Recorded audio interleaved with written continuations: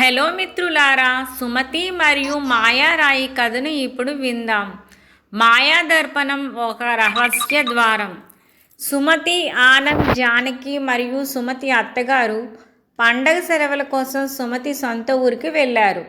ఊరిలోకి వచ్చిన మొదటి రోజు రాత్రే ఊరిలోని పశువులన్నీ ఒక కొండ దగ్గరికి వెళ్ళి మాయమవడం మొదలయ్యింది. ఊరి వారంతా భయంతో వణికిపోయారు. ఈ రహస్యాన్ని తెలుసుకోవాలని సుమతి ఇంకా ఆమె అత్తగారు ఆ కొండ దగ్గరికి వెళ్ళారు. అక్కడ వారికి ఒక మాయాదర్పణం కనబడింది. దాని ద్వారా చూస్తే ఒక అద్భుతమైన ప్రపంచం కనిపించింది. ఇంతలో ఒక పక్షి ఆ దర్పణం గుండా ఎగురుతూ మాయమైంది. సుమతి, ఆమె అత్తగారికి ఆ దర్పణం చాలా ఆశ్చర్యంగా అనిపించింది.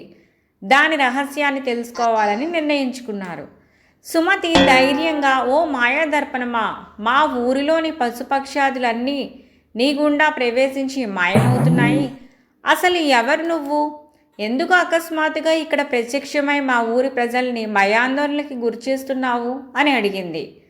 అప్పుడు ఆ మాయాదర్పణం, నేను ఒక మాయాదర్పణం. నా గుండా వెళ్ళే ప్రాణులు మరో ప్రపంచంలోకి వెళ్ళిపోతాయి. ఆ ప్రపంచం చాలా అందంగా ఉంటుంది. అక్కడ ఎన్నో రకాల పళ్ళు, పూలు, జంతువులు ఉంటాయి. కావాలంటే మీరు కూడా వెళ్ళి వీక్షించవచ్చు అని చెప్పింది. దాంతో వారు కూడా ఆ దర్పణం గుండా వెళ్ళి ఆ మాయా ప్రపంచంలోకి ప్రవేశించారు. కానీ ఆ ప్రపంచం అంత అందంగా లేదు. అక్కడ చీకటిగా ఉండేది. భయంకరమైన శబ్దాలు వస్తుండేవి. సుమతి, ఆమె అత్తగారికి చాలా భయం వేసింది. వారు తిరిగి వెళ్ళాలని అనుకున్నారు. కానీ ఆ దర్పణం మాయమైంది. వారు ఎక్కడికి వెళ్ళాలో తెలియలేదు. చాలాసేపు తిరిగి తిరిగి అలసిపోయారు. అప్పుడు ఒక ముసలాయన వారి దగ్గరికి వచ్చాడు. మీరు ఎవరు? ఇక్కడ ఏం చేస్తున్నారు అని అడిగాడు. సుమతి, ఆమె అత్తగారు సమస్యని ముసలాయనికి వివరించారు. దర్పణం, మాయాలోకం, ఇరుక్కుపోవడం అన్నీ వివరించగానే ముసలాయన ముఖం ఆశ్చర్యంగా మారింది. అదేంటి, మాయాదర్పణం ఇంకా ఉందా? అది చాలా కాలం క్రితమే అదృశ్యమైందని అనుకున్నానే అన్నాడు అతను. మేము ఎలా తిరిగి వెళ్ళాలి? సుమతి అత్తగారు ఆందోళనగా అడిగింది.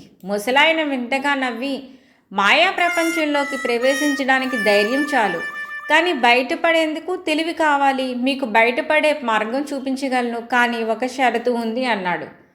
మీరు మాయారాజును కలవాలి. ఆయనే ఈ దర్పణాన్ని సృష్టించాడు. కానీ ఆయన చాలా శక్తివంతుడు. మీరు ఆయన్ని ఒప్పించాలి.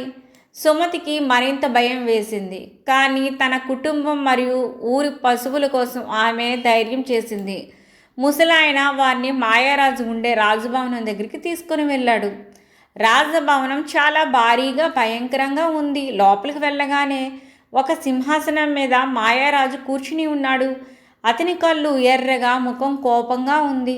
సుమతి అత్తగారు మాయారాజుకి అభివాదం చేసి తమ కథ చెప్పి తనను, ఊరి పశువుల్ని తిరిగి పంపించమని కోరింది. కానీ మాయారాజు బిగ్గరగా నవ్వాడు. మీరు వచ్చిన పని నాకు తెలుసు. ఈ దర్పణం నా శక్తిని పెంచుతుంది.